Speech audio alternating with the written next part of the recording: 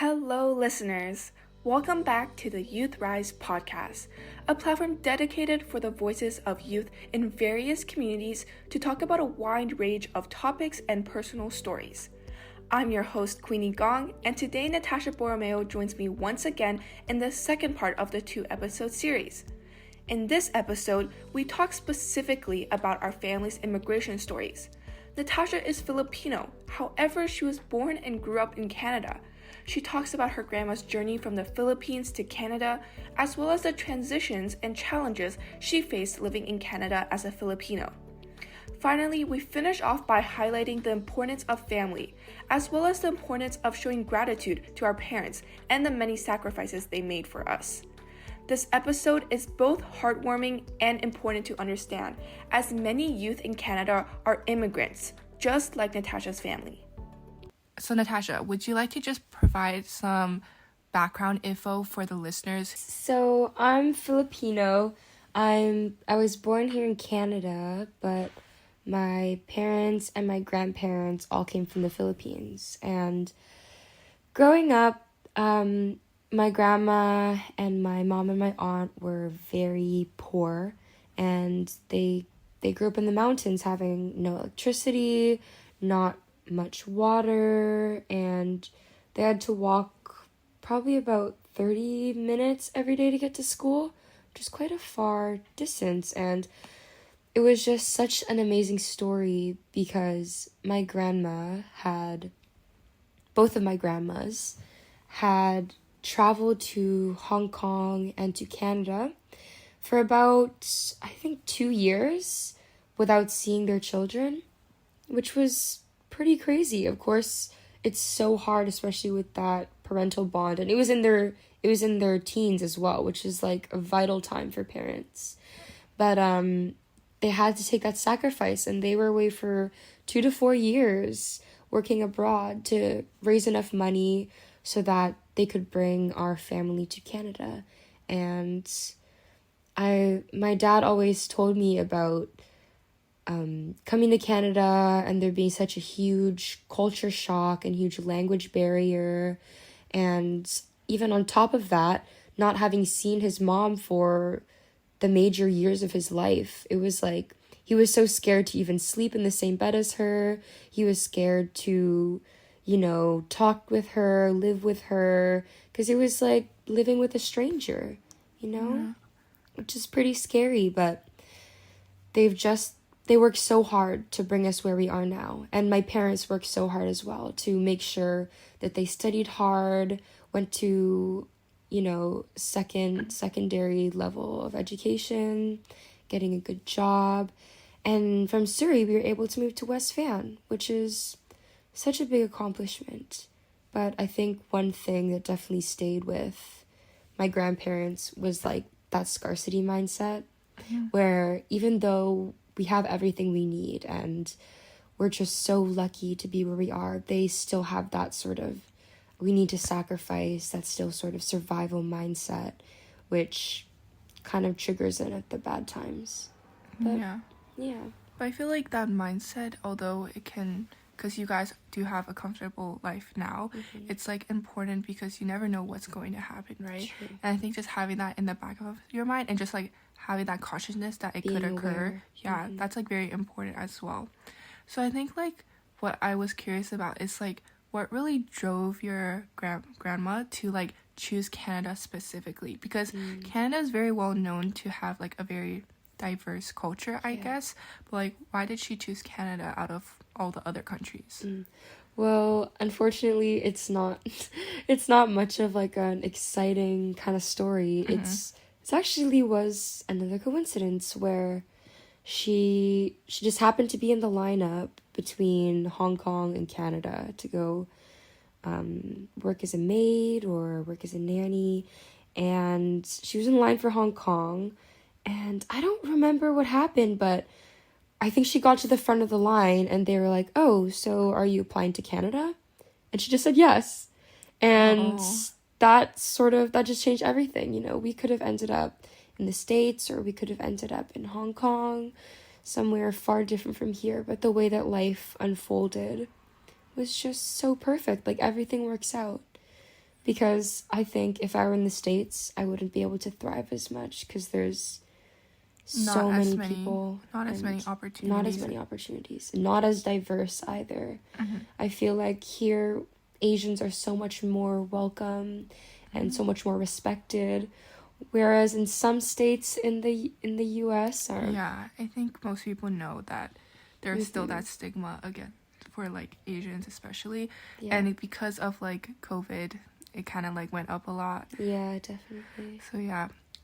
Also, when you first came to Canada, you talked about how you were initially in Surrey. So how did your family transition from being in Surrey to moving to West Vancouver?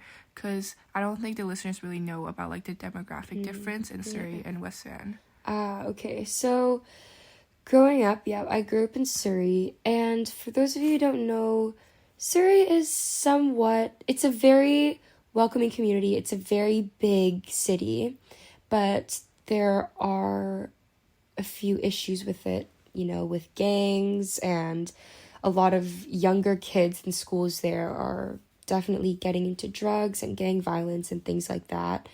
So my parents didn't even want to enroll me in school or swimming there. So even though we lived in Surrey, my dad worked in North Van, my mom worked in downtown.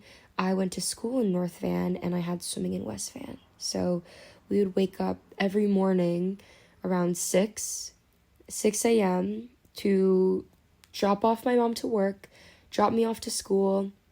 My dad would go to work. He would pick me up from school, bring me to swimming, pick me up from swimming, pick up my mom. We go home. It's like 8 or 9 o'clock. And I did that same routine since I was 8 years old all the way to I was like 13 years old. And I think it just hit my life so hard just because I wasn't able to really have friends to go to their houses and things like that because I lived so far away. And I couldn't really have a bond with my neighbors from Surrey because I was never really home. So it was just this constant cycle of being on the move, and in my classes I was falling asleep all the time. It was not a healthy lifestyle to live for a kid, So when I got to the age, I think 13, my parents sent me to live with my aunt in West Vancouver, and they enrolled me in a new school in West Vancouver. So for those 2 years, I was able to live with my cousins and kind of, see what it was like to have siblings, and also like going to school in West Vancouver and having everything close. My aunt, she like describes it as like I blossomed because I was able to spend time with the same people and like be able to actually make friendships and bonds and like visit other people at their houses. And it was a really great setup. And my parents eventually were so lucky. I'm telling you, it was like fate. They were so lucky to find a house that was like 5 minutes away from my aunt's house in West Van. And it was 5 minutes away from my school, 15 minutes from my swimming. And we moved there and everything changed for the better. I'm very happy about that. Yeah, and like I see you like with your cousins, and you all have like a very close relationship with your whole family especially. And I think it's generally because like you live very close to each other, and then like you can spend a lot more time because you're not spending all that time like traveling or then like just like going places around. And I feel like especially since you were so young, it's like it's good that you transition into a better environment. And something I also want to touch on while you were talking about like your parents driving you back and forth. I feel like for me personally, my dad always says like, I'm driving you places, or like say like you should be grateful I'm driving you in the sunrise. And like I'm always like yeah, but then like I think about it actually, like, and he like talks about like he like can't get a lot of sleep, or that he has to like sleep on the car sometimes when I'm like in swim practices. And I think about like all the sacrifices my parents made for me, like to be where I am, because like we both live a very comfortable and like happy life can compare to like a lot of other students who live in like other countries, I feel. Especially since we live in Canada, and then Canada is also very safe. Very safe. Yeah. So then I always think back to like my parents' sacrifices and how much they've really actually done, because for like my personal story, like my dad Yeah. he grew up in like a very poor country. He lived in like the poorest place in China, and my mom lived in a better environment. However, it was still like quite poor. So like just the fact that they both were able to study just like how your parents did, and then immigrate to Canada, I feel like that was really amazing, and how they're still able to, because actually my parents like went to retirement at a really young age, like when they were like 30 or like 35. Wow. Which is like crazy because like no one retires that early. No.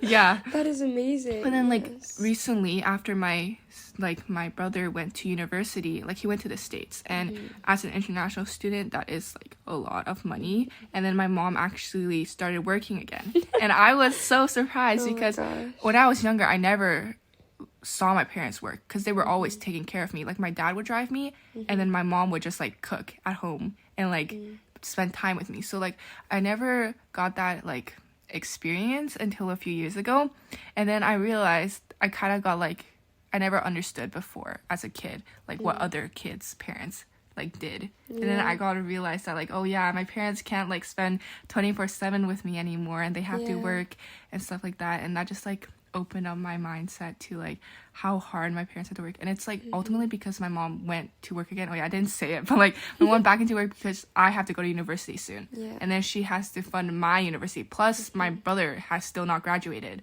And she always said that she would provide and support for our education, because like her top motto is like education comes first. Yeah. And okay, thank you so much. And then like I never really say it because in Chinese culture it's never like, you never really say I love you or thank you, which is different. And like because I hear you a lot, you always say I love you at the ending, but like it's not like we don't love each other. Yeah. It's like awkward, or like not cringy, but just like not in the culture to say I love you or like thank you, because it's kind of like your actions kind of show it, you know. Yeah. Like for example, there's always that like the thing where it's like Asian parents cut fruit for you to say you're sorry at the end of the fight, but they never say I'm sorry actually. So like that's kind of like the same thing. Like when me and my parents fight, for example, we kind of just like, we don't ever talk about it again. Oh my which gosh. kind of could be bad, but then It like is, but you know what, if that's how it is, you know, I think sometimes culture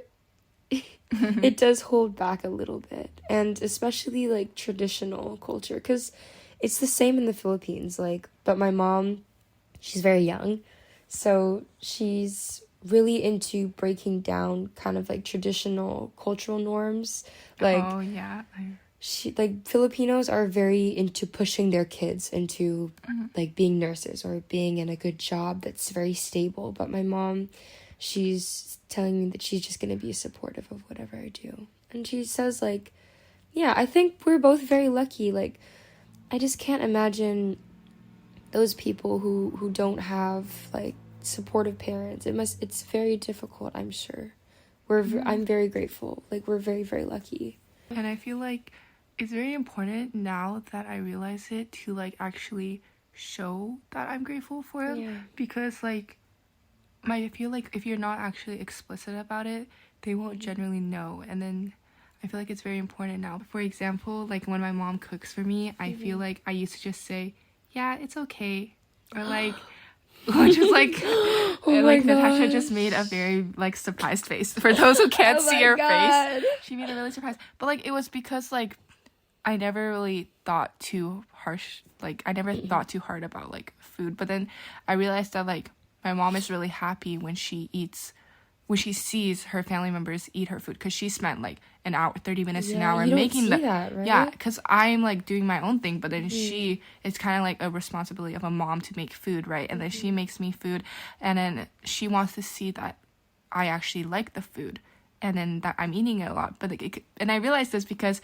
midway through the dinner, she would just ask me, oh, is it good? And if we wouldn't, like, she would see the plate, like the food not diminishing enough, she'd be like, oh, do you not like it? Is it not do you not like it that much? And I'd be like, oh no, I like it, I'm just eating a bit slower.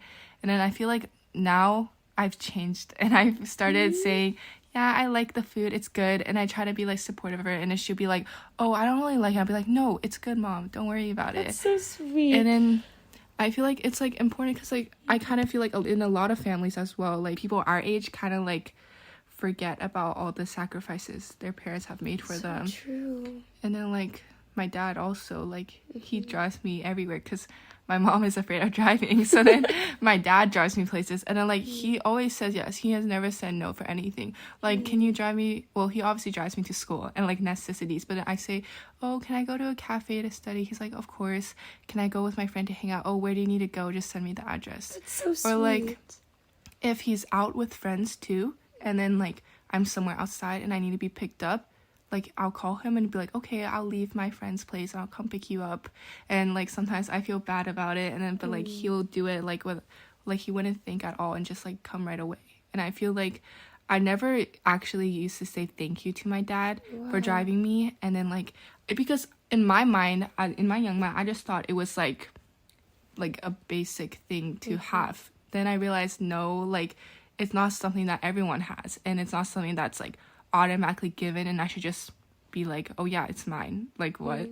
I should be actually, like, grateful for these things that, like, I have in my life, and that my parents don't have to do it, but they do it because they ultimately love me and they want me to have the best life. And I feel like that, just having that realization kind of, like, changed my whole perspective of, like, what my parents do for me.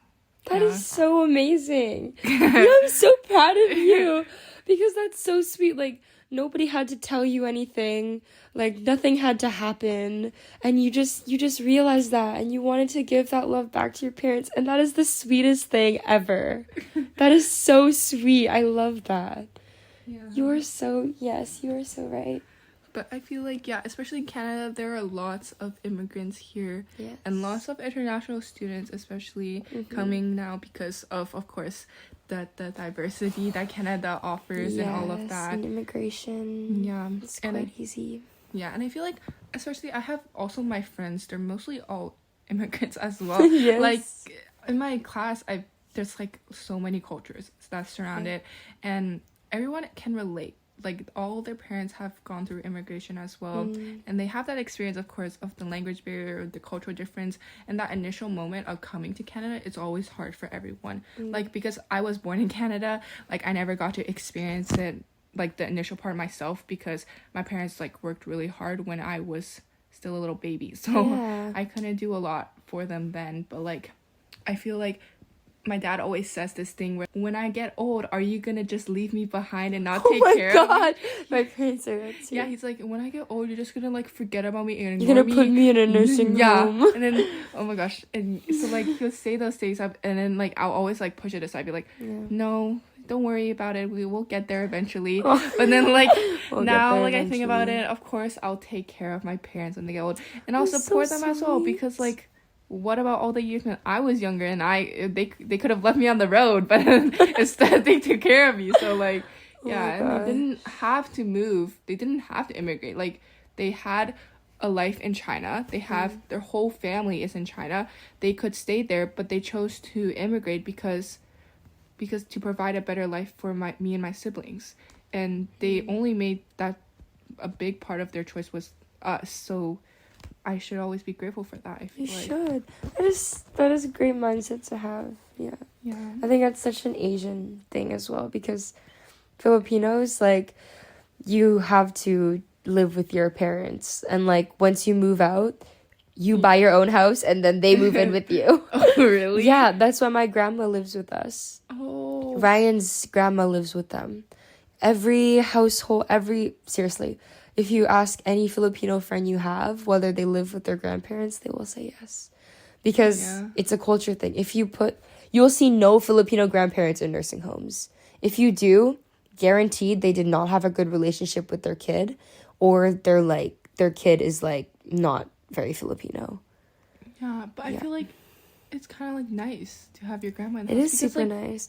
It's like returning the favor. And when you're working, the grandmas love, like, grandchildren, because it's like it's kind of like a kid you don't have the responsibility really to take care of, but like, you still get the cuteness and you still get the opportunity of growing up with them, you know?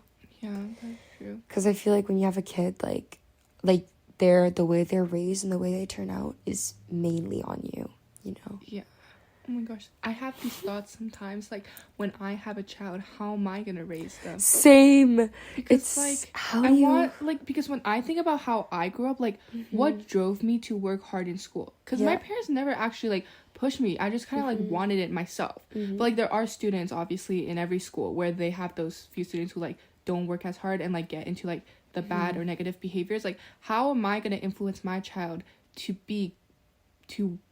have positive behavior and do what's right?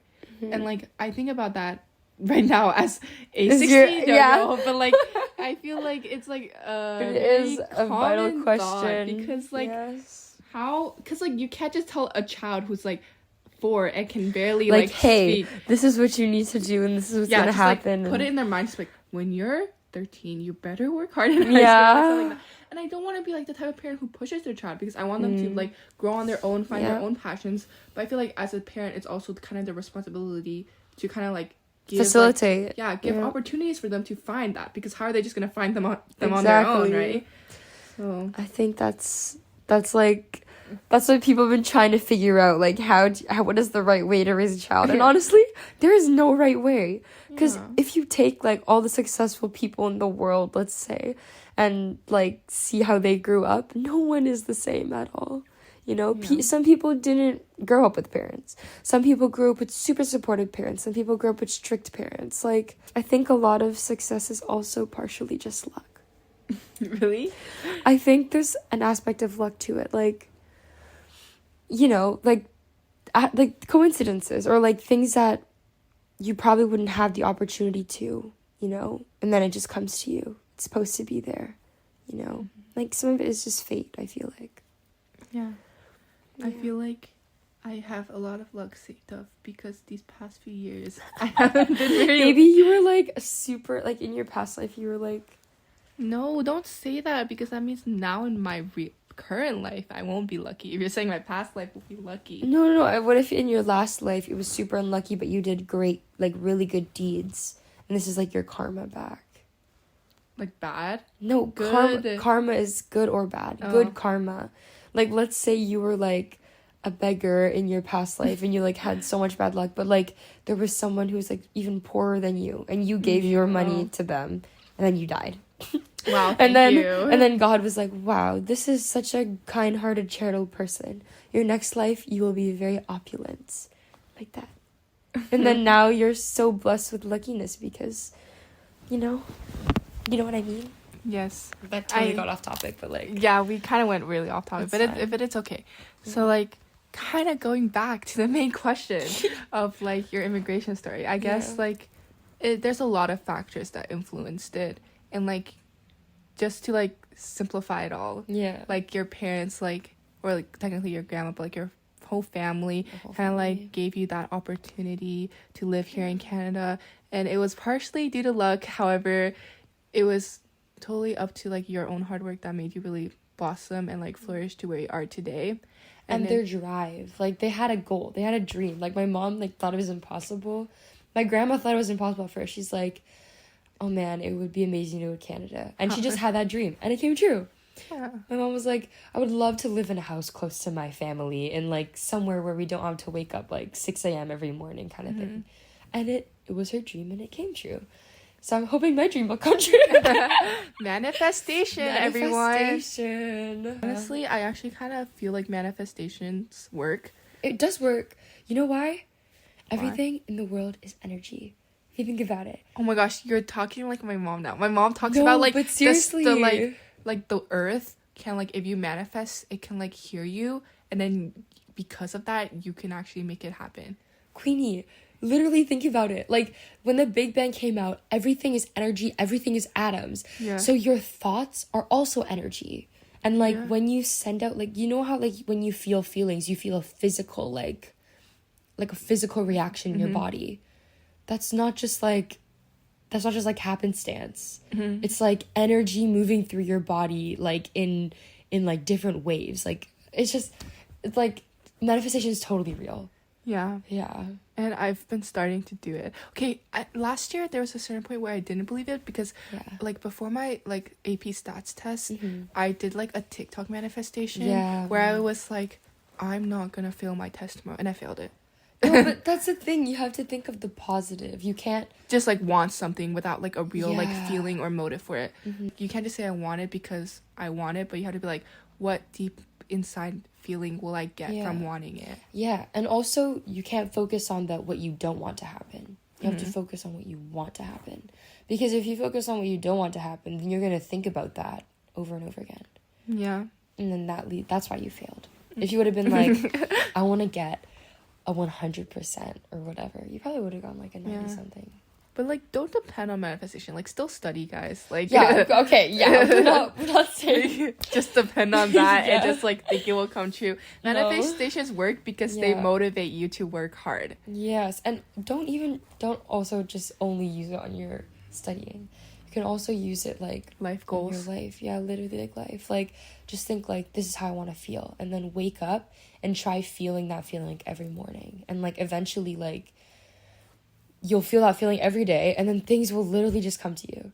Like, I don't even know how to describe how like the amazing opportunities that I've had, like some of the crazy things random small things that I've done, just like feeling happy, have like led to like something I could have never imagined happening, you know?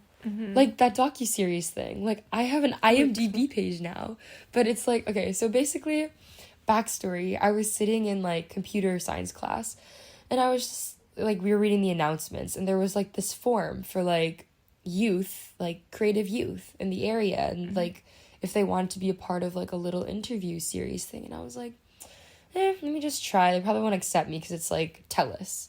So I was like entering my stuff, and I sent it, and I was like, okay. And around this time, I was just like ecstatic. I was just happy because I had released like my song. The weather was really nice, which affects me a lot. And overall, I was just like picturing, I was like, oh my gosh, I'm so excited how everything's going. And I feel like my life is really great right now. Then all of a sudden, like literally like 2 days later, I get a response back, and then they want to have a video call with me. I have a video call. These people are so sweet and so nice. Next thing I know, I'm like doing a docuseries show, which is super duper cool for me. So like they interviewed me, and like I got to tell about my story and my family story. And when I thought it couldn't get any better, they had like a end of the series showcase where all of the youth got to perform in front of an audience, and it was so amazing meeting these other youth and seeing what they're doing and being able to perform in front of all these super supportive people. It was like one of my first times performing, actually, like in front of a legit audience. And it was so exhilarating, and I was like, I want to do this. Yeah. So it was just I feel so like amazing. that helped you a lot realize like your love for music. So thank you once again, Natascha, for this second episode. We kind of went very deep, a bit off topic sometimes, and then like we talked about some very deep things. I feel like many people relate to this, especially in Canada, because of the many immigrants and students who do come from diverse cultures. It is something very important to realize, and I love how we went into that. So thank you so much for coming. Thank you for making this.